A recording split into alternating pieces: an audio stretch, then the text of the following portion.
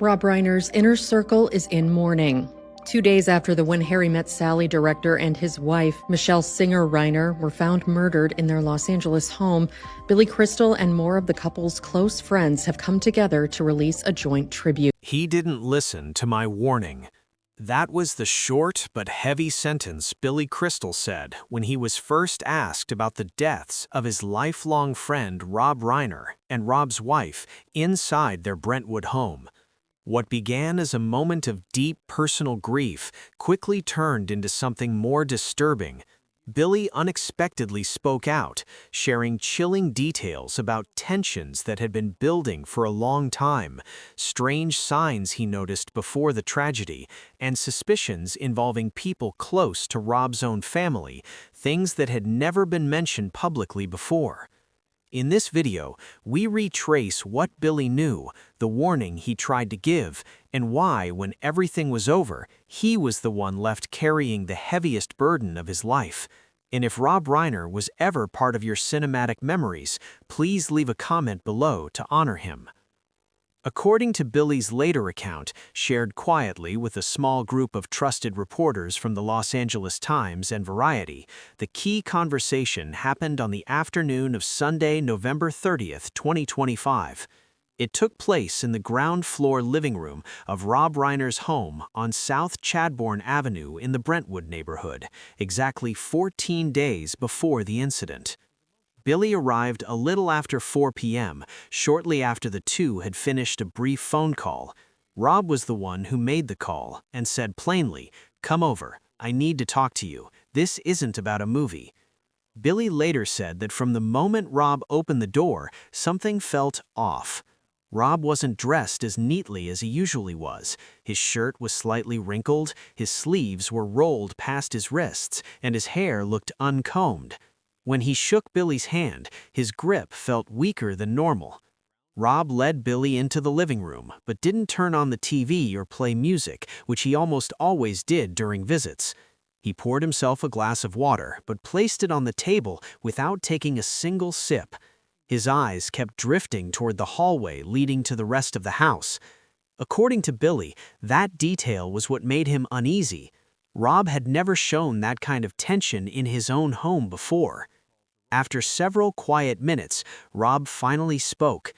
Billy remembered the moment clearly because Rob's voice sounded lower and hoarser than usual. Rob said, "Things at home are a mess right now. I haven't told anyone this, but I'm completely exhausted." When Billy asked what was really going on, Rob didn't hesitate. He immediately began talking about Nick Reiner. Rob explained that Nick had suffered a serious relapse in early November, and after that, his behavior clearly changed. Nick became easily irritated and reacted strongly to even small comments. Some evenings he came home in an unstable state, and Michelle had to leave the bedroom just to avoid an argument. Billy said Rob described one specific incident that happened about a week before Thanksgiving. According to Rob, he and Nick had a major argument in the kitchen over money and treatment issues. Rob didn't repeat the exact words, but he admitted the moment scared him. For the first time, he realized he could no longer predict how his son would react. As Rob talked about this, he paused for a long time. He raised his hand, rubbed his forehead, and stared at the floor. Billy said Rob didn't look angry, he looked deeply worn down, like someone whose sense of control had slowly faded. Rob went on to say that he was trying to keep Nick close to the family, believing that staying near his parents might help him become more stable. Then Rob said something Billy would remember many times later. "I'm afraid that if I push him away one day, I'll be the last person who causes him to fall apart." He said it slowly, almost like he was talking to himself. Billy noticed that as Rob spoke, he tightly locked his fingers together, as if he were struggling to hold his emotions in. That was when Billy Crystal responded more firmly than he ever had before. He sat up straight, looked at Rob for a long moment, and said, "I understand what kind of father you are, but I think you're putting your own safety and Michelle's at risk." Billy stressed that the behavior Rob described should not be ignored, especially when it was happening inside the home. He said trusting family is natural, but in this situation, Rob needed to set clear boundaries instead of suffering quietly. Rob listened without interrupting. Billy clearly remembered the moment Rob lifted his head. His eyes were red, and his voice dropped as he replied, "I hear you, I really do, but I can't see my own son as a threat." Rob explained that Nick had been through many dark periods before, and he feared making one hard decision at the wrong time could push everything out of control. As he said this, Rob leaned back in his chair and let out a deep sigh, as if he himself wasn't sure he was making the right choice. The conversation ended with a heavy silence. Rob stood up, walked to the window, and looked out at the backyard garden, a place where the family had once shared many warm moments. He turned back, gently patted Billy on the shoulder, and said he would rethink everything after Thanksgiving. Billy left the Brentwood house as dusk settled in. The uneasy feelings stayed with him for days. According to Billy, it was one of the rare times he walked away from Rob's home with a single thought repeating, that something was deeply wrong. It was from this private conversation, shared by Billy Crystal after the tragedy, that many details of the Brentwood case began to look different. His words opened up questions that became harder and harder to ignore as the case unfolded. Billy said, "When I read about what happened inside that house, my first reaction was this: it felt very different from the Rob I knew." According to Billy, what stood out to him from the very beginning was not just how serious the incident was, but the order in which everything happened. The Brentwood house was never a place of long silence. Rob and Michelle lived with a steady daily routine. People came and went regularly. There were schedules, appointments, and constant activity. Yet the situation was only discovered when someone from outside arrived as planned, knocked on the door several times, and got no answer. To Billy, that detail immediately raised questions. Why did so much time pass without anyone inside responding, and why did no one notice anything was wrong sooner? Billy also paid close attention to how family members discovered the scene. When Romy entered the house, she saw her father first and panicked, running back outside. Michelle was in a different part of the home and was identified later. Billy said this detail sent chills through him because it suggested that Rob and Michelle were not together when everything happened. Billy remembered Rob once saying that tension in the house didn't usually explode in one place. Instead, it moved from room to room, unfolding step by step. The scene, as Billy imagined it, seemed to match that exact pattern. Another detail Billy couldn't ignore was the long delay before everything was discovered. He knew there was a significant amount of time between when the events took place and when help was finally called. To him, this felt very unlike Rob Reiner. Rob was someone who reacted quickly, especially when it came to his family. The house staying quiet for so many hours made Billy think back to something Rob had said during their private talk, that there were moments when the atmosphere at home became so silent it felt frightening. Billy also spoke about the condition of both individuals involved. He didn't use medical or technical language. Instead, he spoke as someone who would listen to Rob describe emotional flare-ups and growing tension inside the family home. In Billy's view, the nature of the injuries suggested a situation filled with extreme tension, where long-held emotions finally exploded. He said this matched what Rob had once described, moments when Nick lost control, when everything happened too fast and too intensely for anyone in the house to step in. What convinced Billy even more that the scene was unusual was the condition of the house afterward. Based on what he later heard from people close to the family, the furniture and surroundings were not badly disturbed. Billy said this did not fit the idea of an outside intruder. He had visited the house many times and knew every room, every routine, every small habit Rob and Michelle had. The fact that the home still looked familiar made Billy believe the situation unfolded in a very personal, everyday setting, and to him, that was what made it truly unsettling. Billy also couldn't forget Rami's reaction when she ran back out of the house. According to him, her panic was so intense that she couldn't stay inside even for a few seconds. That reaction told Billy that what she saw was far beyond anything a family member could mentally prepare for. He said the feeling closely matched his own reaction when he read the earliest descriptions of the scene, a sense of being blindsided by something deeply personal and overwhelmingly intense. The detail that troubled Billy the most, however, was Nick's absence when everything was discovered. Billy didn't draw a final conclusion, but he admitted that this fact immediately took his mind back to that afternoon in Brentwood weeks earlier. Back then, Rob had told him he could no longer predict his son's reactions during tense moments. To Billy, Nick not being in the house felt like a missing piece, one that made his earlier warnings stand out more clearly than ever. When Billy put all these details together, he said the scene didn't feel like just the place where a tragedy happened. It felt like the final point in a chain of warnings that had appeared long before, and because of these strange details, the story began to shift in a different direction, one where Nick Reiner's name was no longer just part of Rob's private concerns. While many people were still asking what had happened inside the Brentwood home, Billy found himself asking a different question. Who left that house before anyone discovered what had occurred? Billy said that the moment he heard Nick Reiner was not present at the scene, a familiar heaviness settled in his chest, the same feeling he had carried weeks earlier when he left Rob's home after their private talk. Billy had never seen Nick as a stranger. Nick, whose full name is Nicholas Reiner, was born in 1993 and was the child Rob worried about the most. Over the years, Rob had spoken openly to Billy about Nick's struggles with addiction, repeated attempts at treatment, and relapses that left the whole family drained.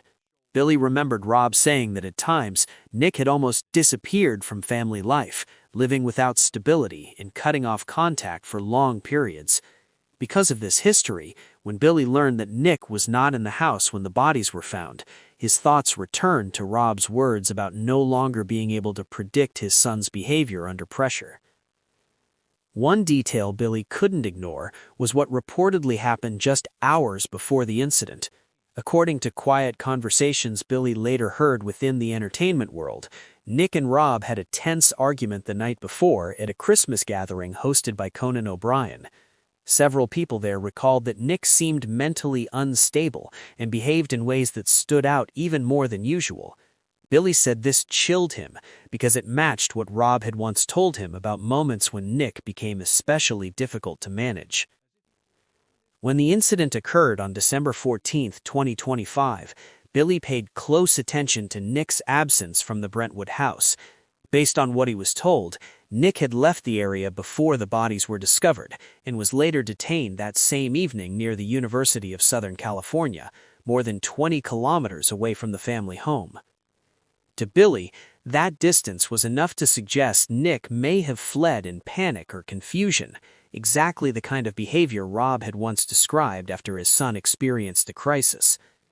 Authorities would later state that the case involved 2 counts of first-degree murder, with the special circumstance of multiple victims, along with an additional special allegation. Billy also closely followed everything that happened after Nick was taken into custody. When images appeared of Nick in court, wearing detention clothing and with his hands restrained, Billy said he was deeply shaken. That moment made all the warnings he had once given to Rob feel painfully real. Nick is now facing 2 first-degree criminal charges connected to the deaths, along with added factors involving harm to more than one person in a single incident. According to information Billy received, Nick is being held without bail and is waiting for his next court appearance in early 2026. Billy later recalled something an investigator had reportedly said, information he heard through acquaintances in Los Angeles legal circles. The officer explained that the case involved many internal family issues that still needed to be clarified, especially what happened during the 24 hours before the deaths were discovered. Although Billy was not part of the investigation, hearing this strengthened his belief that this tragedy was not caused by an outside force, but by tensions that had been building inside the Reiner family for a long time. What hurt Billy the most was knowing that Nick was the person Rob had tried hardest to save. Being Charlie was not just another movie for Rob, it was his final attempt to guide his son back toward a stable life. Billy said Rob truly hoped the film would be a turning point, but over time, the deeper problems were never fully resolved. Watching Nick being taken into custody, Billy felt as if he was witnessing the collapse of the hope Rob had hung on to for years. In private conversations with close friends, Billy admitted that he had felt uneasy from the beginning, not because he wanted to expect the worst, but because there had been too many warning signs. Rob's confessions, the argument at the Christmas party, Nick's absence from the house, and his detention far from Brentwood all formed a chain of events Billy could not ignore. As the story moved from personal concerns to formal courtroom proceedings, Billy understood that the tragedy had entered a new phase, one where emotion alone could no longer protect the truth from coming out. According to a longtime friend in Beverly Hills, Billy stopped going to the restaurants he usually visited and skipped the year-end gatherings that had already been planned. He stayed inside his home for days, leaving only once to quietly drive to Brentwood before returning. He spoke to no one. Those close to him felt that Billy had withdrawn into a very private kind of grief. For Billy, losing Rob Reiner was not like losing an ordinary friend. It felt like losing a part of his inner life that he had depended on for decades. Rob was the first person Billy called when something good happened, and the one he turned to when he felt stuck.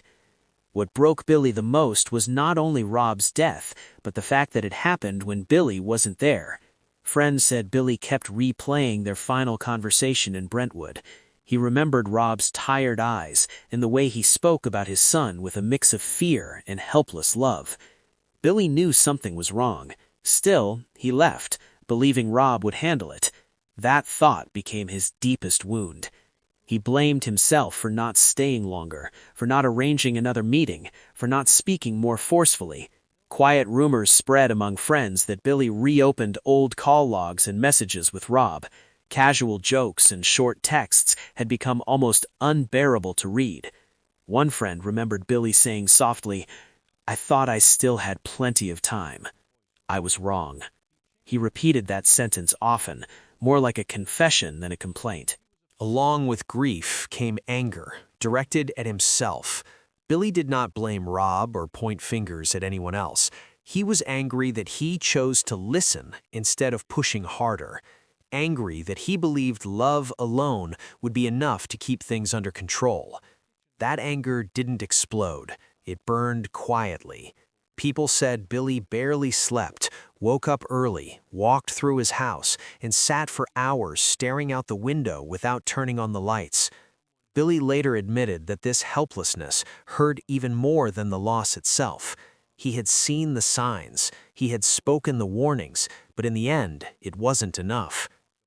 People in the entertainment world quietly shared that Billy declined television appearances for much longer than expected, even though major shows wanted him. According to someone close to him, the reason was simple. Billy said he wasn't ready to talk about Rob without breaking down. Every mention of Rob brought back memories and guilt. In this state of grief and self-blame, Billy began looking back on nearly 50 years of friendship with Rob Reiner.